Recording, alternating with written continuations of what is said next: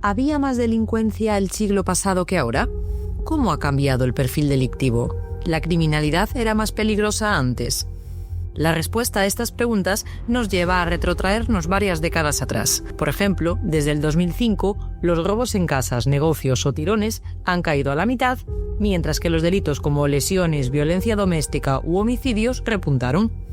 La llegada de la tecnología cambió por completo el escenario, frenando la consecución y reiteración delictiva, pues gracias al posicionamiento de los móviles, de las cámaras de vigilancia, los ladrones y los homicidas no reinciden en sus conductas porque son detectados antes de que vuelvan a salir a cazar. Aunque puede haber una percepción de mayor inseguridad en algunos lugares debido a la cobertura mediática, las estadísticas muestran una tendencia a la baja en la violencia y la criminalidad en general. En este nuevo capítulo de Fundido a Negro viajamos al pasado. Primero a 1983 con el crimen de Ogarabelo en Chantada. Luego a 1948 con el conocido como crimen de Ojalisco, para dar un gran salto al 1757 y conocer el asesinato del Marqués de Valladares, una muerte que nunca quedó del todo clara.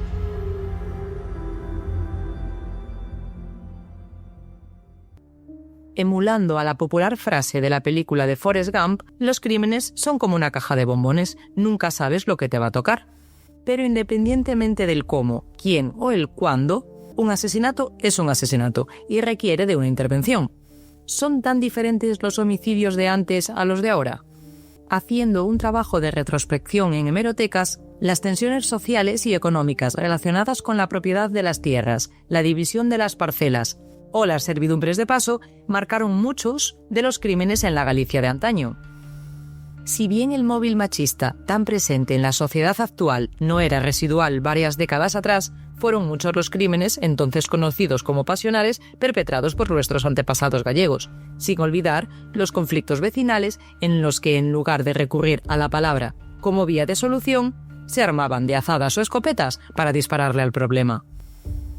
Así arranca la historia de Marcelino Ares Rielo, más conocido como Ogarabelo, quien en 1983 terminó con la vida de 4 vecinos. Un quinto se le escapó porque se le encasquilló el arma y no pudo disparar. Ogarabelo, que hoy cumpliría 90 años, ya fallecido, nació en Ribeira de Piquín, en la provincia de Lugo, a poco menos de 50 kilómetros de la capital lucense. Un concello con escasos 500 habitantes, en el que sin duda, a día de hoy, sobresale Marcelino Ares, y no por su buen hacer, sino por haberse convertido en un asesino múltiple en una lluviosa mañana del 19 de diciembre de 1983. Este sobrenombre, Ogarabelo, responde a un tipo de cesto de mimbre muy utilizado antiguamente y que le vino de familia por la profesión por rama materna. Después de una etapa residiendo en Madrid, no logró obtener el graduado escolar y se buscó, pues como buenamente pudo, la vida, trabajando como mozo de carga, albañil, carbonero, taxista e incluso guía turístico. Ya con 48 años regresó a Lugo y se asentó en la localidad de Gomesende, muy cerca de donde ven la luz las primeras aguas del caudal del río Miño, y regentó un conocido establecimiento hostelero en la localidad vecina de Meira, que acabó siendo pasto de las llamas. A pesar de haber sufrido un incendio, tuvo bastante éxito el negocio durante una época. Logró reunir dinero para comprar una vivienda y una finca de unas 30 hectáreas en el lugar de Ocastro, valorada en cerca de 50 millones de pesetas, y que se convertiría en el epicentro de una tragedia que casi medio siglo después sigue siendo recordada entre los gallegos. Las desavenencias que provocaron este reguero de sangre tuvieron su origen en esta finca de Ocastro, concretamente en la concentración parcelaria o división de parcelas que llevó a cabo el entonces Instituto Nacional de Reforma y Desarrollo Agrario, IRIDA, que era un organismo que le adjudicó de manera provisional un terreno a Ogarabelo que había pertenecido a otro vecino, conocido como O Maxistro. Se llamaba José Díaz, pero bueno, todo el mundo lo conocía como O Maxistro. O Maxistro y su familia pues no estaba de acuerdo con esta decisión parcelaria, ya que en estas tierras, en las que al final quedaron para Ogarabelo, se encontraban 4 carballos, 4 robles, entonces muy codiciados para la tala y venta de madera. Así que o maxistro decidió no aceptar la distribución de parcelas y ese 18 de diciembre cogió a su hijo José Luis, de 28 años, a su cuñado José Manuel, de 55, y a un maderista llamado Cándido Llanes, que tenía un aserradero también en la zona, de 53 años, y al hijo de este, Javier, de 24, para proceder a talar dichos árboles y llevarse la madera. Eran las 9:15 de la mañana. O Garabelo estaba en su casa desayunando cuando por una de las ventanas vio cómo caían uno a uno los 4 robles. Al último golpe del tronco contra el suelo, entremezclado con la virulencia de la motosierra, Marcelino Ares subió rápidamente a su habitación, cogió su escopeta y le puso varios cartuchos. Salió apresurado de la casa y se encaminó al lugar donde se estaba produciendo la tala. Fueron casi 200 metros de recorrido en los que no se paró a pensar en lo que estaba a punto de hacer. Cuando llegó al sitio y en apenas 5 minutos, apretó el gatillo y fue disparando sobre los hombres que estaban en el lugar, uno a uno. No falló. Todos murieron en el acto, destrozados por las postas de los cartuchos. Y es que O Garabelo era también un experto cazador, que no dudó en imponer su razón por la fuerza, disparando de forma indiscriminada contra quienes estaban talando los árboles que consideraban suyos. Después de matar a los 4 maderistas, apuntó a un quinto, que era el hijo del aserradero, Javier, que de 24 años. Y aquí aparecen varias versiones de lo ocurrido. Este joven se salvó, pero mientras todo apunta a que a Marcelino se le quedó encasquillado el arma, no pudo disparar, y esto permitió que el joven se refugiase en la cabina del camión en la que tenían pensado trasladar la madera de la discordia, O Garabelo dice que no fue así, que no se le encasquilló el arma y lo que hizo fue perdonarle la vida, que no llegó a dispararle. Con la masacre consumada, Marcelino Ares regresó a su casa, dejó la escopeta en un alpendre, cogió su coche y se presentó en la comisaría de policía de Lugo. «Maté a 4 homes, maté a 4 hombres», le dijo al incrédulo agente que nunca se había visto en tal situación. Tiempo después de los crímenes se realizó una reconstrucción de los hechos en la que el autor de la matanza, acompañado por abogados, peritos, guardias y autoridades judiciales, recreó con todo lujo de detalles el cuádruple homicidio, por el que fue condenado, después de un juicio celebrado en la Audiencia Provincial de Lugo, a 53 años de prisión y a asumir cuantiosas indemnizaciones a los familiares de las víctimas. Lo cierto es que no llegó a cumplir ni la mitad. Esto fue en 1983, pues en 1998 gozaba ya del 3er grado y en 2003 se produjo su puesta en libertad definitiva. Esta salida llegó además envuelta en una polémica con la publicación de una autobiografía que él mismo escribió en la cárcel y que autoeditó después de pedir un crédito de 12.000 euros. Nunca tuvo reparo en mostrarse públicamente ni en contar su historia. Hay en el periódico El Progreso, que es el diario principal de Lugo, una característica fotografía suya en la que recrea la pose que empleó para ejecutar los 4 disparos, casi a bocajarro. Así como anécdota, cabe decir que este libro de memorias está dedicado a la reina emérita doña Sofía, a quien también dedica una curiosa poesía. Argumentando aún más todavía su carácter de psicópata, O Garabelo responsabiliza en este libro, en estas memorias, a la sociedad de haberle arruinado la vida, de haberlo vilipendiado sin reconocer en un solo momento ni el más nimio error. Pasó los últimos años de su vida en Madrid, e increíblemente sus vecinos sí reconocen o saben que han fallecido, pero no son capaces de dar la fecha exacta, y yo lo he tratado de buscar y ha sido imposible.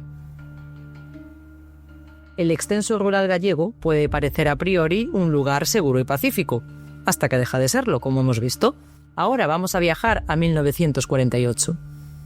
30 años antes, en 1918, nacía en México José García Peña, más conocido como Jalisco. Siempre de punta en blanco, bien aseado, paseando una percha impecable por ambientes de postín, perfilando su bigotillo al más puro estilo Clark Gable, porque era guapo y lo sabía. Todo un galán con un pico de oro, que lejos de quedarse como el típico embaucador sin oficio ni beneficio, lo que ahora estaría detrás del conocido como timo del amor, se convirtió en un verdadero asesino sin escrúpulos. A Jalisco lo define a la perfección el escritor gallego Fernando Salgado, que dice: José García Peña quiso vivir del cuento y acabó escribiendo un drama. este hombre conoció en Guadalajara, en México, a la gallega María do Campo. Aunque ella nació junto a su hermana Encarnación en Estados Unidos, sus padres eran naturales de Bergondo y Oleiros, 2 municipios de A Coruña. En este último municipio, en Oleiros, se encontraba La Brava, que es una finca de casi 19.000 metros cuadrados, ya que la familia do Campo, la verdad, pues que tenía una gran situación, una muy buena situación económica, y fue en esta finca donde O Jalisco perpetró su matanza. García Peña se casó con María do Campo tan solo un año antes de cometer sus terribles crímenes, en 1947. María había trabajado como traductora y secretaria para Alfonso Rodríguez Castelao durante la estancia del escritor en Nueva York. Castelao es uno de los escritores más prolíficos de la literatura gallega del siglo XX. Pero lo cierto es que muchos compañeros suyos de la época reconocieron que María realmente era una espía de la CIA que vigilaba a Castelao por sus vínculos nacionalistas y en defensa de la cultura y nación gallega. Cuando Castelao se vio obligado a exiliarse, María do Campo dejó de trabajar para él, se casó con O Jalisco y continuó viviendo en Nueva York. María era culta, de buena familia y muy inteligente. Él, un vendehumos. La familia do Campo lo sabía, lo olía y no quería a Peña. No lo aceptaron porque veían en él, pues claramente un vago, un buscavidas, un perdido y un alcohólico. Tanto así que convencieron a su hija María para que se mudase con ellos a la finca La Brava, en Oleiros. O Jalisco se quedó solo en la Gran Manzana. Y, bueno, estuve leyendo y ponía un poco que muerto de celos. Yo creo que muerto de celos no, sino muerto de miedo por perder o por poder perder la fortuna que gozaba gracias al apellido de María, y así decidió ir en su procura. O Jalisco vendió todo lo que tenía en Nueva York y se presentó en la finca, en Oleiros. Al principio su esposa lo acogió así un tanto fría. Le faltaba solo un pero para dejar de confiar en él. Por el asedio de su familia no lo quería allí. Aún así, pues lo metió en casa en contra de la voluntad de su madre. Pero la madre de María no cesó en su empeño de que su yerno regresase a su país con una mano delante y otra detrás. No quería que se llevase nada de la economía familiar. Así que convenció a su hija para que se fuera con él. Vamos, que los echó de casa. Les dio un plazo de 1 semana para abandonar El Pazo y volver a Estados Unidos o a donde ellos quisieran. O Jalisco temió por su pérdida de posición social y del dinero de la familia do Campo, hasta el punto de que en la madrugada del 23 de septiembre de 1948 desata un vendaval de furia y sangre, resumido en 35 puñaladas. Mata con un abrecartas a su mujer María, a la hermana de esta, Encarnación, y también a la madre de ambas. Este triple crimen recuerda exactamente al triple crimen de Valga, en el que José Luis Abet fue condenado a prisión permanente revisable por matar a su mujer, a su cuñada y a su suegra. Tenéis su historia en el primer capítulo de Fundido a Negro. A diferencia de este caso, la condena fue irrisoria. Los tribunales de la época, leí que por el pasado republicano de la familia de María, condenaron a O Jalisco a 25 años, de los que solo cumplió 15 por las 3 muertes, que intentó ocultar prendiendo fuego a la casa e intentando él quitarse la vida. Pero bueno, solo se autolesionó y muy levemente. Cuando cumplió con esta pena de prisión, en 1973 se mudó a Canarias. Allí conoció a Irene Quevedo, que tenía una hija de un matrimonio anterior, Yolanda. No pasaron ni 10 años. Cuando él tenía 58, Jalisco asesinó a su hija Yolanda, de tan solo 10 años de edad, y a su mujer Irene. Y, al igual que en la finca de Oleiros, Jalisco se ensañó con las 2 víctimas, propinándoles grandes golpes en la cabeza con un objeto contundente, dejándolas inconscientes para rematarlas con posterioridad, clavándoles un estilete en el corazón. Con su esposa e hija muerta, Jalisco pasó la noche en la casa como si nada hubiera pasado. Tomó un vuelo al día siguiente, desde Las Palmas de Gran Canaria a Barcelona, pero haciendo escala en Madrid. Jalisco intentó en este segundo crimen trazar el mismo modus operandi que en el asesinato de Oleiros. Es decir, plantó fuego a la casa para entorpecer la labor policial. O sea, dispuso todo para que el fuego se iniciase cuando él ya estuviera en Barcelona. Pero calculó mal, y el incendio comenzó cuando volaba hacia Madrid. Esto hizo que la policía pudiese encontrar más o menos pronto los cadáveres de Irene y Yolanda, de la mujer y la niña, conociese la identidad de García Peña y alertase a los compañeros de Madrid, que procedieron a su detención cuando su vuelo hizo escala en Madrid. Fueron tantos los nervios de Jalisco por verse detenido que llegó a plantar un pequeño fuego a bordo del avión, que no fue más allá de un simple conato. Con su detención en el aeropuerto de Barajas se ponía fin a la carrera criminal de José García Peña. Los médicos que lo examinaron detectaron que Ojalisco padecía una severa dolencia psíquica, pues era incapaz de sentir remordimientos ni tampoco un mínimo de compasión por sus víctimas. Ojalisco se terminaría suicidando en el centro penitenciario psiquiátrico en donde se hallaba recluido en 1979. En la sociedad de la época, la muerte de la familia Docampo dejó una enorme consternación, aunque nada comparable, con este tercer caso que vamos a tratar en este viaje por la crónica negra gallega. Nos movemos ahora al 18 de junio de 1757, donde la intriga y el suspense de un crimen conmocionó a Galicia durante buena parte del final del siglo XVIII. Benito Alonso Enríquez y Sarmiento, conocido como el Marqués de Valladares, desapareció súbitamente de la casa en la que vivía con un matrimonio de sirvientes. Transcurrió casi un año cuando dos comisionados de la Real Audiencia del Reino de Galicia llegaron a la villa para indagar sobre su posible paradero. En un primer registro de la vivienda no encontraron ningún tipo de pista. Pocos días después volvieron otra vez y vieron que en el suelo había como una especie de tablita levantada. La abrieron, vieron que había un sótano oculto y ahí encontraron el cadáver de Benito Alonso Enríquez. Tras el macabro hallazgo se dictó un auto de prisión contra varios parientes y allegados del muerto, entre ellos su esposa Isabel, su cuñado Félix, sus hijos Javier y Gaspar, su yerno José Obrien, sus caseros y otras personas sospechosas de haber participado en el crimen. El fiscal de entonces, que era José Antonio Giraldo, aseguró que don Benito había salido esa noche de casa para encontrarse con su amante, que era la boticaria del pueblo. Así que una mezcla de móvil pasional y sobre todo económico por el título y las propiedades de don Benito, toda la familia fue acusada de participar en el parricidio. Su hijo Gaspar, que se encontraba preso en el castillo de San Antón de A Coruña, se negó a comer y murió en la cárcel de inanición. También su mujer Isabel falleció pocos años después en la cárcel, que era un sitio, pues la verdad, bastante insalubre, muy húmedo. Ella ya estaba aquejada de varias enfermedades y no sobrevivió. De las declaraciones que se tomaron a los encausados y a todos los testigos, los investigadores de la época dedujeron que el autor material de la muerte de don Benito había sido uno de sus criados, Silvestre Bernárdez. Este confesó bajo tortura que había matado a su amo golpeándole en la cabeza, pero que lo hizo obligado por varios parientes del muerto: su esposa, su cuñado, su hijo Gaspar y su yerno. Estas personas, según dijo el criado, se habían presentado de noche en la casa armados con pistolas, lo sacaron de la cama y lo forzaron a cometer el crimen. Después, el sirviente Silvestre Bernárdez dijo que arrastró el cadáver con una cuerda hasta el sótano donde fue enterrado y tapiado. El criado fue condenado a la horca, mientras que Xavier, su primogénito, curiosamente se libró de todo y siguió disfrutando de todos los derechos jurisdiccionales y mayorazgos hasta su muerte en la ciudad de Vigo. Es decir, se convirtió en el próximo Marqués de Valladares.